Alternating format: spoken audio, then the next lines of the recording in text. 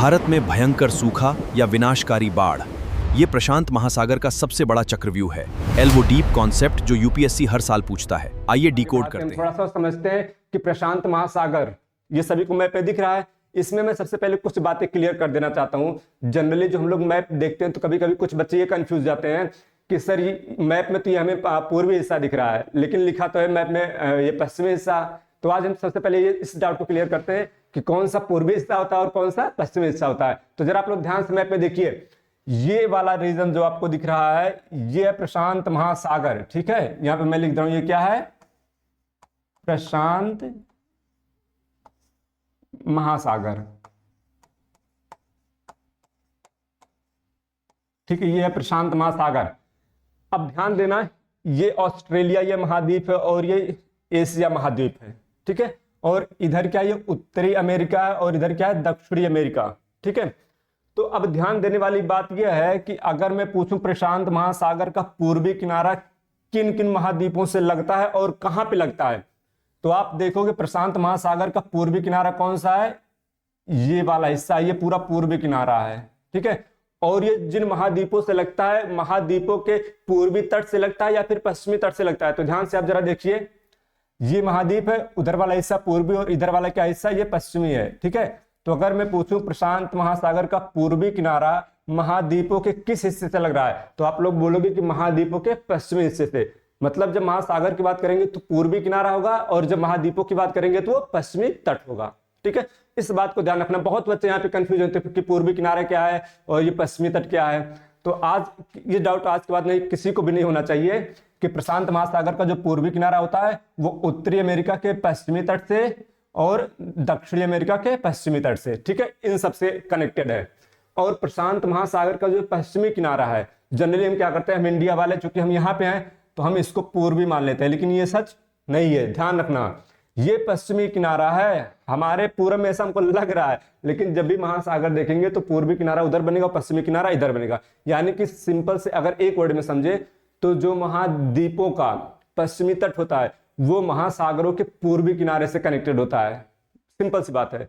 और महाद्वीपों का जो पूर्वी तट है, मतलब ये एक महाद्वीप है और इसका ये पूर्वी तट है, तो ये महासागर के पश्चिमी किनारे से कनेक्टेड है।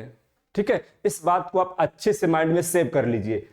अब बात को थोड़ा सा आगे बढ़ते हैं, क्योंकि मुझे लगता है कि आप लोग ये पूर्वी किनारा और पश्चिमी किनारा वाला कॉन्सेप्ट अब आप लोग समझ गए होंगे। अब देखते हैं कि इसमें जो सामान्य सिचुएशन होता है, नॉर्मल स्थिति, वो क्या होता है। जनरली जब ना तो एल नीनो है और ना ही ला नीना है और ना ही एल नीनो मोडो की है, उस कंडीशन में क्या होता है। तो ध्यान रखना, हमको पता है कि विषुवत रेखा के पास व्यापारिक हवाएं पूरे साल चलती रहती हैं। किधर से, तो इसकी दिशा होती है किधर से, ध्यान से देख लेना, पूरब से पश्चिम की ओर। अगर मान लीजिए इन हवाओं की दिशा कोई पूछ ले तो आप क्या बताओगे, ईस्ट टू वेस्ट, यानी कि पूरब से पश्चिम की ओर चलती है और ये पूरे साल चलती रहती है।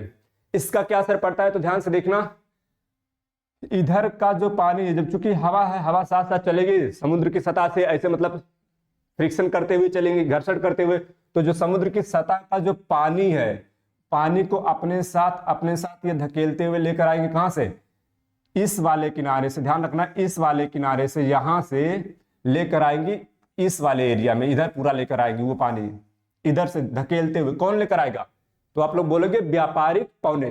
ठीक है, व्यापारिक पौने किधर से चलती हैं, तो बताओगे आप लोग कि पूरब से पश्चिम की ओर चल रही है। अब एक बात और ध्यान देना, जब यहां से ये पानी आ रहा है तो जनरली सभी लोग जानते हैं कि हमेशा किसी भी सतह का जो ऊपरी वाला हिस्सा होता है वो पानी हमेशा गर्म होता है, क्योंकि उस पर सनलाइट पड़ रही है। ठीक है, और वो गर्म पानी हवाओं के प्रभाव में आकर उनके साथ साथ किधर आ रहा है, पूरब से, यानी कि प्रशांत महासागर के पूर्वी किनारे से निकल आ रहा है किधर, पश्चिमी किनारे की ओर। ठीक है, इसका असर दो जगहों पे देखने को मिल गया। पहला क्या है कि यहां ऊपर का गर्म पानी इधर आ गया, तो फिर वहां पे थोड़ा सा लेवल जो होगा वो डाउन होगा, और उस लेवल को मेंटेन करने के लिए फिर नीचे से ठंडा पानी कहां जाएगा, ऊपर उठेगा। तो ये देखिए मैंने यहाँ पे ये दिखा रखा है, नीचे का ठंडा पानी किधर जा रहा है, ऊपर की ओर जा रहा है। नीचे का ठंडा पानी ऊपर, क्यों, क्योंकि ऊपर का गर्म पानी हट गया तो इसको लेवल को मेंटेन करना है। अब ऐसा नहीं कि एकदम मेंटेन कर लेगा, लेकिन कोशिश करेगा, तो उससे क्या होगा, नीचे का पानी ऊपर उठेगा और नीचे का पानी ठंडा होता है और पोषक तत्वों से भरपूर होता है। ठीक है, ये बात ध्यान रखना। तो अब इससे क्या होगा, और जो नीचे का पानी ऊपर उठता है इसको बोलते हैं अपवेलिंग। अपवेलिंग ध्यान रखना, यहाँ पे मैं लिख दे रहा हूं अपवेलिंग की घटना होता है।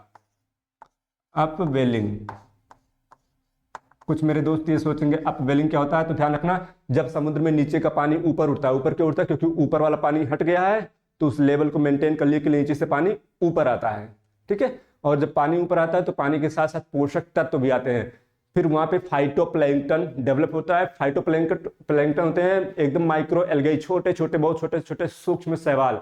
ठीक है, फिर उनसे क्या होता है, जू प्लैंक्टन आते हैं, मतलब छोटे छोटे उनको खाने वाले जीव वहां पे जन्म लेते हैं। फिर उन जीवों को खाने के लिए छोटी मछलियां, फिर उन मछलियों को खाने के लिए बड़ी मछलियां, फिर एक ऐसे बहुत अच्छा सा इकोसिस्टम बन जाता है। तो कह सकते हैं कि मत्स्य पालन के लिए बहुत ही अच्छा कंडीशन बनता है इस स्थिति में। लेकिन वो कंडीशन कहाँ बनता है, ये क्वेश्चन पूछ सकता है एग्जाम में। ठीक है, कि मत्स्य की दृष्टि से जनरली यहाँ पे ज्यादा अर्थव्यवस्था विकसित हुआ होगा या फिर यहाँ पेरू के तट पर होगा। तो आप लोग बताओगे पेरू के तट पर। ऐसा क्यों, क्योंकि जो नीचे का ठंडा पानी है पोषक तत्वों से भरपूर, वो यहाँ पे ऊपर उठ रहा है, यानी कि उद्वेलन की प्रक्रिया, यानी अपवेलिंग की प्रोसेस जो है वो यहाँ पे चल रही है। ठीक है, तो यहाँ पे पानी ऊपर उठ रहा है। अब यहाँ पे क्या होगा, जनरली सोचिए, यहाँ पे तो टेम्परेचर पहले से ही था, मतलब एक पानी का मान लेते, पानी का इतना मोटा जो लेयर था वो पहले से गर्म था, इधर से और गर्म पानी आ गया, तो अब लेयर थोड़ा सा क्या बढ़ जाएगा, और ज्यादा हो जाएगा। मतलब गर्म पानी का जो लेयर पहले इतना था, अब वो लेयर इतना हो जाएगा। ठीक है, तो जो लेयर है वो बढ़ जाएगा। तो ध्यान से देखना, अब अगर मैं थोड़ा सा अगर आप लोग को यहाँ पे दिखाऊं ये वाली बात, तो अब यहाँ पे एक चीज ध्यान से देखिएगा आप लोग, यहाँ पे मैंने एक थर्मोक्लाइन की लाइन बना रखी है, थर्मोक्लाइन। ये जो थर्मोक्लाइन मैंने ये वर्ड लिखा है इसको ध्यान से देखिए। इसका मतलब ये होता है कि जो एक समुद्र की सतह में अंदर, ठीक है, तापमान का जो लेयर, मतलब जो तापमान, अलग अलग तापमान को एक दूसरे से अलग करता हो। तो अब ध्यान से देखना, ये आपका प्रशांत महासागर का पूर्वी किनारा, ठीक है, और ये ऊपर है, ये सतह है। ठीक है, सतह से नीचे, और जैसे जैसे आप पश्चिम की तरफ आ रहे हो ये नीचे जा रहा है, नीचे जा रहा है। आखिर ऐसा क्यों हो रहा है, तो आप लोग सोचो जरा, यहाँ पे जो गर्म पानी है इसकी लेयर बहुत पतली हो गई है, तो इतना सा है, लेकिन यहाँ का गर्म पानी जो इधर आ जा रहा था, तो यहाँ पे गर्म पानी का लेयर मोटा हो गया। तो इसीलिए थर्मोक्लाइन वाली जो ये लाइन है, थर्मोक्लाइन वाली जो ये लाइन है, ये जो थर्मोक्लाइन वाली लाइन है यहाँ पे कितनी हो गई है, बहुत ज्यादा हो गई है। ठीक है, यहां से भी स्टेटमेंट में क्वेश्चन पूछ सकता है कि जो थर्मोक्लाइन की जो लाइन होती है वो प्रशांत महासागर के पूर्वी किनारे पर ज्यादा होती है या फिर पश्चिमी किनारे पर ज्यादा होती है। तो ध्यान रखना किधर होती है, पश्चिमी किनारे पे ज्यादा होती है। रीजन क्या है, क्योंकि पूर्वी किनारे का भी पानी पश्चिमी किनारे पे आ चुका है। ठीक है, काफी हद तक। तो मुझे लगता है कि आप लोग अब थर्मोक्लाइन का भी कॉन्सेप्ट समझ गए होंगे। अभी मैं एल नीनो पे आऊंगा, लेकिन उससे पहले जो छोटे छोटे ये कॉन्सेप्ट है इसको आप लोग समझ लीजिए, जिससे कि मैं जब इनका नाम लूं तो आप लोग फिर बाद में कंफ्यूज ना हो। ठीक है, आखिर अच्छा इसका प्रभाव क्या होता है जनरली, जो ये पानी इधर आता है। तो सबसे पहले बात कर लेते हैं टेम्परेचर की, टेम्परेचर पे क्या प्रभाव पड़ता है। तो ध्यान रखना, टेम्परेचर जो इधर वाला है जनरली 8 डिग्री सेल्सियस से लेकर 10 डिग्री सेल्सियस तक इंक्रीज हो जाता है इस वाले से। मतलब यहाँ पे टेम्परेचर इतना तक बढ़ जाता है क्योंकि गर्म पानी कुछ ज्यादा ही आ गया है। ठीक है, साथ में और क्या बढ़ जाता है, अगर हाइट की बात कर ले, गहराई की बात कर ले, डेप्थ की बात कर ले, तो ये लगभग 1.5 या फिर हाफ मीटर, ये हाइट भी इतना बढ़ जाता है। मतलब अगर पूछ ले कोई कि क्या सतहों में जो पानी है उनके सतह जो लेवल है वो क्या है, इक्वल है, तो नहीं, इधर पानी की सतह थोड़ी सी ज्यादा होगी तुलनात्मक रूप से। किधर से, पूर्वी किनारे से। ठीक है, यानी कि प्रशांत महासागर का पूर्वी किनारा थोड़ा सा स्लो नीचे होगा और पश्चिमी किनारा थोड़ा सा ऊपर उठ जाएगा। रीजन क्या है, क्योंकि पानी इधर आ रहा है। ठीक है, ये एक सामान्य कंडीशन है जो हमेशा चलता रहता है, जब कि ना तो एल नीनो हो और ना ही ला नीना हो, तो फिर ये सारी सिचुएशन होती है। ठीक है, और ये सारा काम कर कौन रहा है, तो ध्यान रखना है कौन कर रहा है, ये व्यापारिक पवनें कर रही हैं। ठीक है, अब आते हैं हम अगले स्टेप पे। ये हमारी नॉर्मल कंडीशन हो गई। अब इससे देखिए बादल बनेगा, यहाँ पे नॉर्मल कंडीशन पे गर्म पानी यहाँ पे आया है, ज्यादा वाष्पीकरण होगा क्योंकि गर्म है, ज्यादा वाष्पीकरण होगा, ज्यादा क्लाउड फॉर्मेशन होगा, बादल ज्यादा बनेंगे, बादल ज्यादा बनेंगे तो बारिश भी ज्यादा होगी। ठीक है, तो ये नॉर्मल कंडीशन में ये सब तो चलता रहता है। अब देखते हैं कि जब एल नीनो आता है तो उस पर क्या असर पड़ता है। ठीक है, और एल नीनो और एक साथ मैंने एक वर्ड और यूज कर दिया जिसका नाम था एंसो। ठीक है, एंसो को समझना बहुत ज्यादा है, और एंसो के साथ साथ एक वॉकर सेल, वॉकर सेल को भी समझ लेते हैं, क्योंकि अभी ये जो मैं एल नीनो और ला नीना की बात बार बार कर रहा हूं, उन्हीं सबसे रिलेटेड ये सारे टर्म्स हैं, ठीक है, छोटे छोटे टर्म्स हैं जिनको समझना बहुत जरूरी है। अब देखते हैं कि वॉकर सेल आखिर क्या होता है। ठीक है, ध्यान से देखना, जैसे मैंने कहा कि गर्म पानी इधर आ रहा है, ठीक है, तो व्यापारिक हवाएं नीचे से चल रही हैं और गर्म पानी को इधर लेके आ रही हैं। ये फिर जब ऊपर उठेंगी फिर ये हवाएं तो कहीं तो फिर जाके गिरेंगी। जो हवाएं इधर से आ रही थी व्यापारिक हवाएं, एक समय आएगा जब गर्म जगह पे पहुंचेंगी तो ऊपर उठेंगी। ठीक है, गर्म जगह, गर्म होने पर हवाएं ऊपर उठती हैं, ये सबको पता है कि क्यों ऊपर उठती हैं। ठीक है, निम्न दाब का क्षेत्र बनता है। ठीक है, तो ध्यान रखना यहाँ पे गर्म हवाएं ये ऊपर उठेंगी। अब मान लेते हैं गर्म हवा ऊपर उठ रही है, यहाँ पे जरा देखिए। ठीक है, तो बादल बनेगा, बादल बन के जो नमी गई है वो तो बारिश के फॉर्म में नीचे गिर जाएगी, लेकिन जो वायु बचेगी जिसमें नमी नहीं रहेगी, मतलब जो शुष्क वायु रहेगी, वो भी तो ऊपर साथ में गई है, वो कहीं ना कहीं तो गिरेगी। और वो कहाँ पे गिरेगी? जहाँ पे उसको लगेगा। जैसे मान लो यहाँ से चल रही है, यहाँ तो गर्म, यहाँ तो गिर नहीं सकती, फिर ये इधर उधर टहलना शुरू कर देगी। जहाँ पे जाएगी, जब वो हवा ठंडी हो जाएगी तो ठंडी होने के बाद वो फिर नीचे बैठेगी। तो ये हवा जब ठंडी होकर नीचे गिरती है तो जाके यहाँ पे कहाँ पे गिरती है? पेरू के तट पे गिरती है। मतलब नीचे से व्यापारिक हवा इधर आई, गर्म थी, ऊपर गई, बारिश हुई, फिर उधर जाने लगी, ठंडी हुई, फिर पेरू के तट पे गिर गई। पेरू के तट पे ये शुष्क हवाएं जहां पे गिरेंगी वहां पे हाई प्रेशर बनेगा, और जब हाई प्रेशर बनेगा तो फिर वहां पे क्लाउड का फॉर्मेशन नहीं होगा। मतलब कोई पूछे क्या पेरू के तट पर यहाँ पे कहीं पे बादल बनेगा? तो नहीं बनेगा। जब बादल नहीं बनेगा तो बारिश नहीं होगी, और बारिश नहीं होगी तो फिर सोच लीजिए उस जगह का क्या होगा? वो मरुस्थल में बदल जाएगा। और यही रीजन है कि यहाँ पे क्या है? अटाकामा का मरुस्थल है। आप उत्तरी अमेरिका में भी देखोगे तो यहाँ पे आपको डेजर्ट मिलेंगे, और रीजन उसका यही है कि जो व्यापारिक हवाएं इधर आती हैं, उधर जब जाती हैं तो शुष्क हो जाती है, और शुष्क होने के बाद जब वो ठंडी होकर वहां पे गिरती हैं तो वहां पे हाई प्रेशर बनता है। बारिश होने के लिए जरूरी कि हवाएं ऊपर जाए, नमी के साथ है, लेकिन अगर हवाएं नीचे आ रही हैं तो फिर बादल बनेगा ही नहीं, और जब बादल नहीं बनेगा तो बारिश नहीं होगी। ठीक है, तो आप जरा सोचिए कि जो, और यही जो सेल है, नीचे से हवा इधर आ रही थी, फिर ऊपर से हवा फिर गई गिरी, नीचे से आई ऊपर से गिरी। ठीक है, तो ये एक आप देखिए एक सेल की तरह बना, सर्कुलेट कर रहा है। ठीक है, घूम रहा है ना ये, तो इसी को बोलते हैं वॉकर सेल। जो ये टहलता हुआ सेल आपको दिख रहा है कि हवा इधर से आ रही थी, ऊपर गई, बारिश कराई, फिर उधर चली गई, ठंडी हुई, फिर नीचे गिरी, हाई प्रेशर बना। ठीक है, तो ये हवाओं का चक्र सिर्फ नीचे ही नहीं चल रहा है, ये ऊपर भी चल रहा है। तो नीचे का कंडीशन और ऊपर का कंडीशन जो है, ये हवाओं का एक जो ऐसे साइकिल चल रहा है ना, इसी को नाम दे दिया गया क्या? Walker cell. समझ में आ गई वॉकर सेल क्या होता है? क्योंकि अभी जब मैं एल नीनो पढ़ाऊंगा तो मैं जब वॉकर सेल बोलूंगा तो आप लोग के माइंड में एक पिक्चर आ जाना चाहिए कि हाँ सर ने यही बताया था कि यही होता है वॉकर सेल। नीचे से व्यापारिक पवनें चल रही थी, ठीक है, पानी को साथ साथ लेकर आई, बारिश हुई, फिर वो हवा जब ऊपर उठी, ध्यान रखना हवा के साथ साथ नमी भी ऊपर जाती है। जब वो हवा ठंडी होती है तो नमी वर्षा की बूंदों में बदलता है और बारिश होती है। लेकिन हवा तो तब भी रहेगी ना, बारिश होने के बाद भी हवा शुष्क हो जाती है, मतलब नमी नहीं है, तो वो हवा कहीं पे जाकर ठंडी होगी तो फिर नीचे गिरेगी। ठीक है, तो इसलिए ये नहीं सोचना कि बारिश हो गई तो हवा भी खत्म हो गया, नहीं, सिर्फ उसकी नमी खत्म हुई है, हवा तो तब भी जाएगी कहीं ना कहीं। ठीक है, ये बात ध्यान रखना आप लोग। तो अब मैं मानता हूं कि आप लोग ये वॉकर सेल भी समझ गए होंगे। ठीक है, तो वॉकर सेल अच्छे से समझ लेना, क्योंकि अभी जब धीरे धीरे हम आगे आगे कॉन्सेप्ट में अपने, तो फिर बहुत ज्यादा काम करना पड़ेगा। अब देखिए जो यहाँ पे मैंने ये एंसो लिख रखा है, इसका मतलब होता है एल नीनो सदर्न ऑक्सीलेशन। यही वो घटना है, एल नीनो सदर्न ऑक्सीलेशन। ये पूरा एक कंप्लीट प्रोसेस है जिसमें क्या क्या आता है, जिसमें आपका एल नीनो भी आता है और ला नीना भी आता है। मतलब महासागर की दो घटनाएं आती है, कौन कौन सी? एल नीनो और ला नीना। और एक वायुमंडल की भी घटना आती है जो मैंने अभी वॉकर सेल वाला बताया। ठीक है, तो महासागर की घटना और प्लस वायुमंडल की घटना, दोनों को मिला के जो टर्म दिया गया है उसको बोला गया है एंसो। ये बात ध्यान रखना। तो एंसो कोई अलग चीज नहीं है। एंसो समझ लीजिए एक बड़ा सा घर है और उसके अंदर छोटे छोटे 3 रूम है। एक का नाम है एल नीनो, एक का नाम है ला नीना, और एक का नाम है ऑक्सीलेशन, जो सदर्न ऑक्सीलेशन पड़ता है। मैंने बताया ना वॉकर सेल सर्कुलेशन, वो। तो इन तीनों को मिला दिया जाए तो जो कंबाइंड फॉर्म मिलता है उसको बोलते हैं एंसो। ठीक है, तो एंसो के अंदर ही हम एल नीनो और ला नीना पढ़ते हैं। अब आज के बाद मुझे लगता है अब इस बात को लेकर कभी आपको कंफ्यूजन नहीं होगा कि ये एंसो क्या है। ठीक है, तो अब अगर कभी एंसो दिमाग में आए तो बस सोच लेना एंसो एक बड़ा सा घर है, उसी के अंदर हमें पढ़ना है 3 लोगों को, एल नीनो को पढ़ना है, ला नीना को पढ़ना है और वॉकर सेल सर्कुलेशन को पढ़ना है।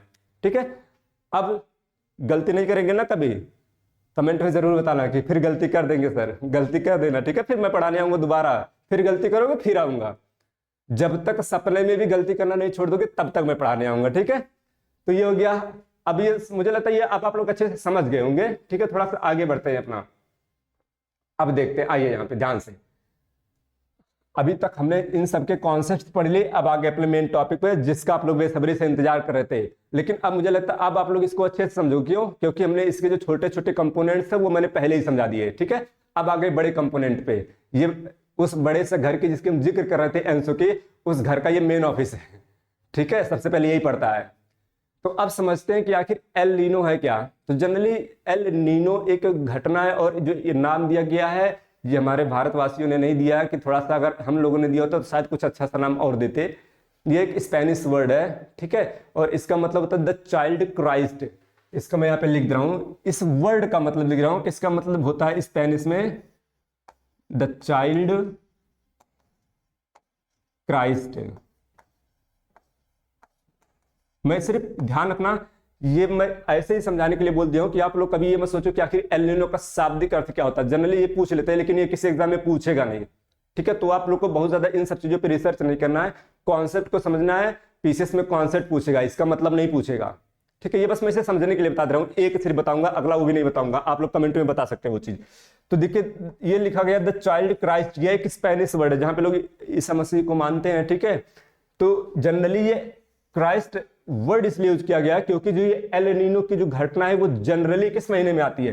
तो ध्यान ये रखना कि ये आती है दिसंबर के महीने में जनरली, ठीक है। और दिसंबर के महीने में हम लोग मतलब जनरली ये कम्युनिटी वाले क्या मनाते हैं, क्रिसमस डे मनाते हैं, और ये उसी महीने में आता है। तो वैसे ही कुछ नाम रख दिया गया, क्या, द चाइल्ड क्राइस्ट, ठीक है। और इसके पीछे का कोई दूसरा तर्क नहीं है। तो ये बात ध्यान रखना, नहीं आप लोग फिर से कंफ्यूज हो कि सर ये एल नीनो क्या होता है। आज इस टॉपिक को बहुत गहराई समझ लेना है, और आज के बाद मैं गारंटी लेता हूं कि आप लोग फिर कभी कहीं और एल नीनो और ला नीनो की वीडियो देखने नहीं जाओगे, कभी क्लास नहीं करोगे, क्योंकि आज सब कुछ यहाँ क्लियर हो जाएगा। तो ये समझ में आ गया कि इसको द चाइल्ड क्राइस्ट क्यों बोलते हैं। ये एक स्पेनिश वर्ड है, चाइल्ड से इसका कुछ लेना देना है नहीं, वो बस दिसंबर के महीने में आता है जब हम लोग ईसा मसीह का क्रिसमस डे सेलिब्रेट करते हैं ना, तब की बात है। तो उसी से लिया गया ये एक वर्ड है, ठीक है, जिसका सामान्य नाम क्या है, एल नीनो। अब देखते हैं एल नीनो में होता क्या है। तो सबसे पहले यहां पे मैंने क्या लिखा है, ध्यान रखना, उत्पत्ति का कारण। सबसे ज्यादा जो कंफ्यूजन होता है वो यहीं पे होता है कि बच्चे सोचते हैं आखिर उत्पत्ति होती कैसे है, और ये सबसे ज्यादा इंपॉर्टेंट बात है क्योंकि इसका जवाब कोई देता भी नहीं है। तो आज मैं आप लोग को इसका जवाब दे रहा हूं, ठीक है। और जो मैं रिप्लाई दूंगा इसका, उसको लेकर आप 100% श्योर रहना कि हाँ ये बात सही है, ठीक है। तो आप लोग इसको लेकर फिर डाउट कभी नहीं करोगे, ऐसा मैं उम्मीद करता हूं।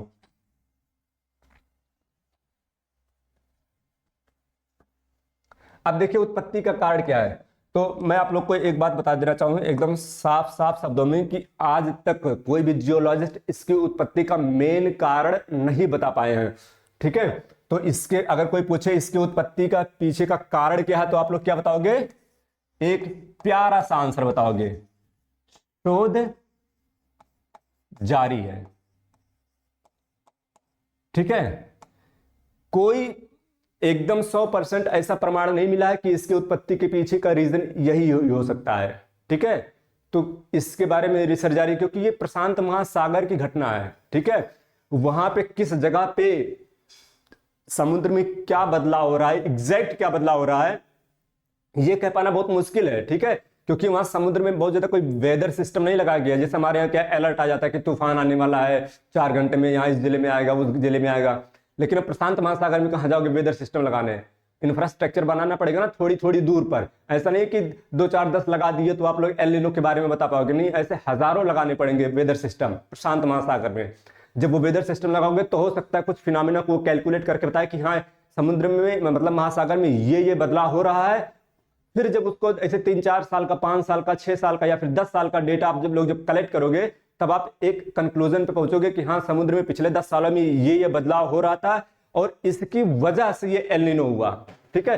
तो वो करने के लिए सबसे ज्यादा जरूरी कि पहले वेदर सिस्टम लगाओ, कुछ आप लोग वहां पे सेंसर्स लगाओ, ठीक है, जो ये सब डिटेक्ट कर पाए कि आखिर प्रशांत महासागर में ऐसा होता क्या है। तो अभी तक तो फिलहाल ऐसा कुछ नहीं है। इसलिए अगर कोई पूछे कि एल नीनो की उत्पत्ति के पीछे का कारण क्या है, और हो सकता है एग्जाम में पूछ ले और 3 4 ऑप्शन कंफ्यूज करने के लिए दे दे, तो आप लोग को कंफ्यूज नहीं होना, इस बात का अच्छे से ध्यान रखना, ठीक है, क्योंकि उत्पत्ति का एग्जैक्ट कारण अभी भी किसी को पता नहीं है, ठीक है। तो ये बात ध्यान रखना, अगर कोई पूछे क्या है तो आप क्या बोलोगे, शोध जारी है। कारण हमको नहीं पता उत्पत्ति, लेकिन हमको प्रक्रिया पता है, मतलब कारण और प्रक्रिया में अंतर है, ध्यान रखना, ठीक है। कारण, उत्पत्ति का जो कारण होता है वो प्रक्रिया से पहले की बात है, ठीक है, कि इस वजह से प्रक्रिया शुरू हुई। तो हमको वजह तो नहीं पता है, लेकिन हमको जो हो रहा है, जो होते देख रहे हैं वो हमको पता है, और वो क्या होते हम देख रहे हैं उसके बारे में हम यहाँ पे डिस्कस करेंगे। क्यों? क्योंकि हम वो चीज होते हम देख रहे हैं। तो जनरली हम देखते क्या है कि जनरली 2 से 7 वर्ष, ये ध्यान रखना, जो प्रक्रिया है ये होता है 2 से लेकर 7 वर्ष में ये रिपीट करता है, ठीक है, 2 से लेकर 7 वर्ष में ये रिपीट करता है। और होता क्या इसमें, जो ये व्यापारिक पौने हैं, ठीक है, जो कि पूरब से पश्चिम की तरफ चल रही थी, ये क्या कर जाती हैं, व्यापारिक पौने कमजोर पड़ जाती हैं। जो व्यापारिक पौने हैं, जिसको ट्रेड विंड्स बोलते हैं, व्यापारिक पौने, ये क्या हो जाती हैं, कमजोर पड़ जाती हैं, कमजोर पड़ जाती हैं। चलिए उधर मैप में नहीं जाऊंगा, मैं यहीं पे लिख रहा हूं, ठीक है, नहीं तो आप लोग कहोगे कि सर कहाँ ही लिख दिए हैं। ये क्या पड़ जाती हैं, कमजोर पड़ जाती है। कौन? जो व्यापारिक पौने जो पूरब से पश्चिम की तरफ आ रही है। और जब ये कमजोर पड़ जाएंगी तो उसका असर क्या पड़ेगा, जो पहले पानी लेकर इधर आ रही थी, गर्म पानी, अब वो तुलनात्मक रूप से कम आएगा, ठीक है, कम आएगा। फिर उसका असर क्या पड़ेगा, जो यहाँ पे पहले से पानी इकट्ठा हुआ था, ठीक है, जो पहले से पानी यहाँ पे इकट्ठा हुआ था, अब वो पानी क्या करना करेगा, थोड़ा सा उधर जाने लगेगा, किधर, जहां से आया था, फिर से उसी दिशा में ऊपर जाने लगेगा, उल्टा, ठीक है। तो उसका असर क्या पड़ेगा, जो पानी पहले यहाँ पे आया था ऑस्ट्रेलिया के पास, खूब ज्यादा बारिश करवा रहा था, जब वो पानी उधर जाने लगेगा, वापस घूम के जाने लगेगा, तो फिर जरा बताइए कि क्या होगा वहां पे। सोचिए, अब जो गर्म पुल यहाँ पे पहले बनना था, मतलब जो वार्म पुल था, मतलब जो गर्म जल था पहले यहाँ पे था, अब वो गर्म जल कहां पहुंच गया, पेरू के तट पे पहुंच गया, ठीक है। तो इसका असर क्या पड़ेगा, देखिए, गर्म जल जहां रहेगा वाष्पीकरण वहीं होगा, और जहां वाष्पीकरण होगा बारिश वहीं आसपास होगी। अब ये काम ऑस्ट्रेलिया के पास नहीं हो रहा है, इंडोनेशिया के पास नहीं हो रहा है, तो यहाँ पे वाष्पीकरण तुलनात्मक रूप से कम होगा। ऐसा नहीं है कि बिल्कुल नहीं होगा, होगा, लेकिन जितना पहले होना चाहिए था। एल नीनो के आने की वजह से जो व्यापारिक पौने जो कमजोर हुई हैं, उसकी वजह से गर्म पानी का कुछ हिस्सा पेरू के तट पे रहेगा।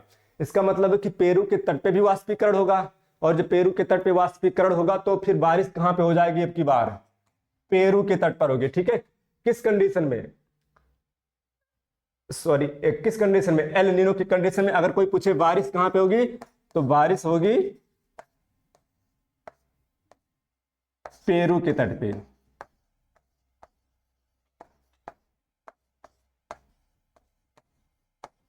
पेरू के तट पे, ठीक है, यहां पे बारिश होगी। सूखा कहां पे पड़ेगा, तो सूखा वाला एरिया इधर पड़ेगा, ऑस्ट्रेलिया, इंडोनेशिया, इसका असर हमारे देश भारत पे भी पड़ेगा। सबसे ज्यादा भयंकर असर, जो जितना पास उतना भयंकर असर पड़ेगा, ठीक है। तो ऑस्ट्रेलिया में जंगलों में आग अक्सर एल नीनो के समय में लगती रहती है। उसके पीछे का रीजन ये है, भयंकर सूखा पड़ेगा, थोड़ी सी जंगल में चिंगारी उठी किसी कारण से, भयंकर आग लग जाती है, पानी की कोई वही नहीं है, ठीक है। तो ऑस्ट्रेलिया में इधर जो सूखा आता है वो अलग समस्या है, लेकिन आग लगने की समस्या सबसे बड़ी समस्या बन जाती है कहां पे, ऑस्ट्रेलिया में, ठीक है। तो ऑस्ट्रेलिया में कौन सी समस्या उत्पन्न होती है, जंगल में आग लगना, ठीक है। ये भी मैं यहां पे लिख रहा हूं कि क्या हो जाएगा, जंगलों में आग की समस्या, ठीक है। ये कंडीशन किसमें हो रही है, एल नीनो में। लेकिन फायदा कहां पे हो रहा है, ये भाई फायदा भी तो हो रहा है ना, किसी का नुकसान किसी का फायदा, लेकिन फायदा हो कहां पे रहा है ये भी देखना जरूरी है। जो ये पेरू का तट है इधर वाला, ये पूरा इधर वाला हिस्सा, ये मरुस्थल में बदल चुका है, क्योंकि यहाँ पे कभी कभी बारिश होती है, वो भी एल नीनो के कंडीशन में होती है, अदरवाइज यहाँ बारिश नहीं होती है। तो यहाँ पे पहले से ही मरुस्थल है, अब मरुस्थल में जब एल नीनो आएगा तो बारिश हो जाएगी, लेकिन एक बार बारिश होने से ऐसा तो नहीं कि वो एकदम जमीन उपजाऊ मिट्टी बदल जाएगी, ऐसा कुछ नहीं होता। लेकिन हाँ, कुछ असर पड़ता है कि जब यहाँ बारिश होती है तो घास वास फूल उल को थोड़ा सा खिल जाते हैं, मतलब जो फूल उल रहते हैं थोड़ा बहुत जो मुरझाए से रहते हैं या फिर विकसित नहीं हो पाते हैं पानी की कमी से, वो जब एल नीनो आता है तो वो घास फूल सब खिल जाते हैं, ठीक है। तो कभी कभी क्वेश्चन इस तरीके से घुमा के भी पूछ लिया जाता है कि मान लीजिए अटाकामा के मरुस्थल में, जो कि यहाँ पे अगर अटाकामा के मरुस्थल में फूल खिल रहा है, मान लेते हैं, हम घास नहीं बोल रहे, मैं बोल दे रहा हूँ फूल खिल रहा है, तो उससे भारत के मानसून पे क्या असर पड़ेगा? और ऑप्शन में दे देगा कि कृषि की पैदावार बढ़ जाएगी। सिंपल सा एक ऑप्शन दे रहे हैं, और सारे मैं नहीं दे रहा हूँ, सिर्फ एक ऑप्शन दे रहा हूँ। क्या हो जाएगा कि भारत में कृषि की पैदावार बढ़ जाएगी। तो आप लोग बताओगे कमेंट में, क्या ये बात सही है? नहीं सही है। क्यों? क्योंकि जब भी यहाँ अटाकामा में फूल खिलेगा, इसका मतलब वो एल नीनो की घटना हुई है, और जब एल नीनो की घटना होगी उस समय भारत में सूखा पड़ना तय है। बात समझ में आ गई? ठीक है, तो अब सिंपल सा एक बार फिर से मैं समराइज कर देता हूं कि एल नीनो है क्या। एल नीनो में व्यापारिक पौने कमजोर हो जाती हैं। ठीक है, कौन? जो कि पूरब से पश्चिम की तरफ आ रही हैं, उनके कमजोर होने की वजह से जो गर्म पानी पहले इधर आ रहा था, मतलब पूरब से पश्चिम की ओर आ रहा था, अब वो तुलनात्मक रूप से कम आ रहा है, और जो पहले से पानी यहाँ पे इकट्ठा हुआ था वो उसकी मात्रा भी थोड़ी थोड़ी करके पूरब की तरफ जाने लगती है। जब वो मात्रा पूरब की तरफ जाने लगती है तो फिर बारिश की संभावना इधर बढ़ जाती है, पेरू के तट पर। ठीक है, यहाँ पे मरुस्थल में घास फूल सब खिलते हैं, यहाँ पे विपरीत कंडीशन बनती है। वो कंडीशन क्या है कि यहाँ पे सूखे की स्थिति बनती है, और उस सूखे की स्थिति की वजह से ऑस्ट्रेलिया में आग लगने की समस्या बढ़ जाती है, वहां के जंगलों में। ठीक है, तो ये हो गया हमारा पूरा फिनोमिना एल नीनो का। अब इसका जस्ट अपोजिट है ला नीना। ठीक है, एक छोटी सी बच्ची, ला नीना, ये भी स्पेनिश वर्ड है, वहां पे बच्चा था, यहाँ पे बच्ची है। इसमें क्या होता है, यही व्यापारिक पौने जो कि पहले सामान्य स्थिति में जो चल रही थी, अब वो जब बहुत ज्यादा उग्र रूप धारण कर लें। ठीक है, और ये होता क्या है, तो ये अल्टरनेट बना हुआ कि पहले एल नीनो आएगा, फिर कंडीशन एकदम नॉर्मल होगी, फिर ला नीना आएगा, फिर कंडीशन नॉर्मल होगी, फिर एल नीनो आएगा। तो जनरली 2 से 7 वर्षों में ये प्रक्रिया ऐसे चलती रहती है। ठीक है, कि एल नीनो आया फिर न्यूट्रल हुआ, फिर ला नीना आया फिर न्यूट्रल हुआ। ऐसा नहीं है कि एल नीनो के तुरंत बाद ला नीना आएगा, नहीं, पहले एल नीनो आएगा, फिर थोड़ा सा कंडीशन न्यूट्रल करेगा, नॉर्मल करेगा, उसके बाद ला नीना आएगा। ठीक है, तो हम न्यूट्रल कंडीशन को तो मैंने बहुत पहले, सबसे पहले डिस्कस कर दिया था, तो मैं उसका जिक्र यहाँ पे नहीं कर रहा हूँ। हम सिर्फ किसकी बात कर रहे हैं यहाँ पे? ला नीना, क्योंकि नॉर्मल कंडीशन पहले डिस्कस किया, उसके बाद एल नीनो, अब बात करते हैं ला नीना की। ला नीना में होता क्या है, यही व्यापारिक पौने जो सामान्य स्थिति में आ रही थी, अब वो उग्र रूप धारण कर लेती हैं। उग्र रूप धारण करने का मतलब अब ये बहुत तेजी से इधर आती हैं। ठीक है, अब यहाँ पे भी वही एक क्वेश्चन बनता है कि बताओ इसके पीछे का रीजन क्या है? तो सिंपल सा एक ही जवाब है, और यही जवाब ज्यादातर बच्चों को नहीं पता रहता, और इसीलिए वो कंफ्यूज रहते हैं। ठीक है, कि आखिर इसकी उत्पत्ति का कारण क्या है? तो मैं फिर से बता रहा हूं कि पैसिफिक ओशन में कोई वेदर सिस्टम नहीं बनाए गए हैं कि आप लोग एग्जैक्ट रीजन बता पाओ। तो आप लोग क्या बताओगे कि यहाँ पे अभी भी शोध जारी है, लोग लगे हुए हैं काम में। ठीक है, शोध, इसको मैं यहां से हटा दे रहा हूं, यहां पे लिख दे रहा हूं शोध जारी है। ठीक है, शोध जारी है, किसका मतलब नहीं कि दिन रात लोग लगे हुए हैं, बस अपने किसी दूसरे तरीके से कोई इकोनॉमिकल कंडीशन पे रिसर्च जारी है कि आखिर कैसे पैसिफिक ओशियन के वेदर सिस्टम को कैलकुलेट किया जाए इकोनॉमिकल वे में, क्योंकि वेदर सिस्टम लगाना इतने बड़े ओशियन में अभी के लिए फिलहाल पॉसिबल नहीं दिख रहा है। ठीक है, आप खुद ही सोचो, उसमें सुनामी आता रहता है, वॉल्केनिक इरप्शन होते रहते हैं, आखिर किस जगह पे कैसे लगाओगे? बहुत ज्यादा कैलकुलेशन करना पड़ेगा ना। पैसिफिक ओशियन की गहराई भी बहुत ज्यादा है, तो आपको उसको सपोर्ट देने के लिए बहुत सारे काम करने पड़ेंगे। तो इसीलिए अभी मैं ये नहीं कह सकते कि ये बहुत ज्यादा पॉसिबल है। बस ध्यान रखना है कि शोध जारी है, एग्जैक्ट रीजन हमको पता नहीं है, बस इतना ध्यान रखना कि एग्जैक्ट रीजन हमको पता नहीं है। प्रक्रिया क्या है? प्रक्रिया मतलब वही प्रोसेस कि जो व्यापारिक पौने ये उग्र रूप धारण कर लेती हैं, और जैसे ही ये उग्र रूप धारण करेंगे, अब गर्म पानी तुलनात्मक रूप से बहुत ज्यादा मात्रा में इकट्ठा होगा। जब बहुत ज्यादा मात्रा इकट्ठा करेगा तो यहाँ पे अब जो बारिश होगी वो भयंकर बारिश होगी, यानी कि बाढ़ की स्थिति जनरेट हो सकती है यहाँ पे, ये बात ध्यान रखना। तो अब यहाँ पे क्या होगा? भयंकर बारिश होगी, ये बहुत अच्छे से लिखना। ठीक है, भयंकर बारिश होगी, और ये बारिश कहां पे होगी? ऑस्ट्रेलिया, इंडोनेशिया, भारत, इस वाले हिस्से में होगी जहां पे ये पानी, गर्म पानी इकट्ठा हुआ है। सूखा, भयंकर सूखा अब कहां पड़ेगा? हालांकि ये अटाकामा मरुस्थल तो पहले से भरा हुआ है, लेकिन अब यहाँ पे बहुत ही भयंकर सूखा पड़ेगा। ठीक है, ये बात ध्यान रखना। सूखा तो पहले से था, लेकिन जब ला नीना आएगा तो बहुत भयानक स्थिति इधर बनेगी, और जस्ट उसकी विपरीत स्थिति इधर बनेगी, बाढ़ आएगा इस बार। ठीक है, खेती की दृष्टि से तो बहुत अच्छा, लेकिन कुछ कुछ जगहों पर नुकसान भी करेगा क्योंकि बाढ़ की स्थिति है। ठीक है, तो मुझे लगता है अब आप लोग ये ला नीना का भी कंडीशन समझ गए हो। प्रभाव वही है, ज्यादा सूखे की स्थिति, ज्यादा बाढ़ की स्थिति। कृषि की दृष्टि से ये बहुत ही महत्वपूर्ण है, लेकिन बाढ़ की स्थिति भी बन सकती है ला नीना की कंडीशन में। अब जो एक और अच्छा सा सवाल है जो कि मोडोकी है, यहां से सवाल पता है 100% के सवाल अगर इनमें से पूछता है तो जनरली यही से पूछता है सवाल, ठीक है, मोडोकी से कि एल नीनो मोडोकी क्या है। तो हमने देखिए दो फिनोमेना बताए कि एक बार हवाएं उधर जा रही थी और एक बार हवाएं इधर आ रही थी, ठीक है। एक बार मैंने एल नीनो समझाया और एक बार ला नीना समझाया। जो ये एल नीनो मोडोकी ये वो क्या है, व्यापारिक हवाएं की दिशा इस बार कुछ ऐसे हो जाती है कि जब वो इधर से चल रही होती है तो ये कमजोर पड़ जाती है, ठीक है, सही तरीके से इधर आ नहीं पाती। इसका असर क्या पड़ता है, जो ये गर्म जल है, ठीक है, एक कंडीशन था जब वो यहां इकट्ठा हो रहा था, एक कंडीशन था यहां इकट्ठा हो रहा है, लेकिन मोडोकी की कंडीशन में क्या होता है, वो गर्म जल बीचों बीच यानी प्रशांत महासागर के बीचों बीच इकट्ठा होता है, ठीक है, ना तो ऑस्ट्रेलिया की तरफ और ना ही पेरू की तरफ। अब इससे क्या होगा, अब यहां पे गर्म जल इकट्ठा होगा, हवाएं यानी कि जो वाष्पीकरण होगा ये यहीं पे होगा, कहां पे, प्रशांत महासागर के बीचों बीच। वाष्पीकरण कहां पे होगा, उत्पत्ति का कारण नहीं पता है, शोध जारी है, अब लिखूंगा नहीं। प्रक्रिया वही है कि जो गर्म जल है प्रशांत महासागर के बीचों बीच इकट्ठा होगा, यानी कि जो गर्म जल है, गर्म जल प्रशांत महासागर के बीचों बीच होगा, प्रशांत महासागर के बीच में ही लिख दे रहा हूं डायरेक्ट, इतना तो आप लोग इंटेलिजेंट हो ही, ठीक है। तो गर्म जल कहां पे इकट्ठा हो रहा है, प्रशांत महासागर के बीच में। अब क्या होगा, वाष्पीकरण यहां पे होगा बीचों बीच, तो बारिश कहां पे होगी, बीचों बीच होगी। अब आप जरा खुद ही सोचिए, अगर जंगल में मोर नाचा किसने देखा, इसका मतलब यह है कि प्रशांत महासागर में खूब ज्यादा बारिश होगी, लेकिन वो बारिश महासागर में ही होकर खत्म हो जाएगी, ना तो इधर आएगी ना ही उधर आएगी। तो जो मोडोकी की कंडीशन ये सबसे ज्यादा भयंकर है, ठीक है। ऐसा क्यों, क्योंकि अब यहाँ पे देखिए दो, जो अभी मैंने वॉकर सेल सर्कुलेशन बताया, यहाँ पे दो बनता है। जो ये गर्म हवा उठी है, एक हिस्सा उधर जाएगा, हवा बारिश होने के बाद एक हिस्सा इधर जाएगा और दूसरा हिस्सा इधर आएगा, ठीक है। और जब ये वॉकर सेल नीचे बैठता है तो मैंने बताया था क्या बनता है, हाई प्रेशर बनता है, और जहां हाई प्रेशर बनेगा वहां पे बादल बनेंगे नहीं, वहां पे बारिश और नहीं होगी। तो जो हिस्सा इधर जा रहा है वॉकर सेल बन रहा है, बारिश नहीं होगी, वही दूसरा हिस्सा इधर आ रहा है, हाई प्रेशर बनेगा, बारिश नहीं होगी। तो अब देखिए हाई प्रेशर इधर बन रहा है, हाई प्रेशर इधर भी बन रहा है, मतलब ना तो इधर बारिश होनी है और ना ही इधर बारिश होनी है। तो जो मोडोकी वाला कंडीशन है ये बहुत ही भयंकर कंडीशन है, ठीक है, एल नीनो से भी ज्यादा भयंकर, ये बात ध्यान रखना, क्योंकि ये वॉकर सेल जो है दोनों तरफ है। जब बीचों बीच में था तो इधर भी हवा आ रही है, उधर भी हवा आ जा रही है, इधर बैठेगी तो भी बारिश नहीं करवाएगी और जब इधर बैठेगी तो भी बारिश नहीं होगी। ये हो गया मोडोकी का कंडीशन, ठीक है।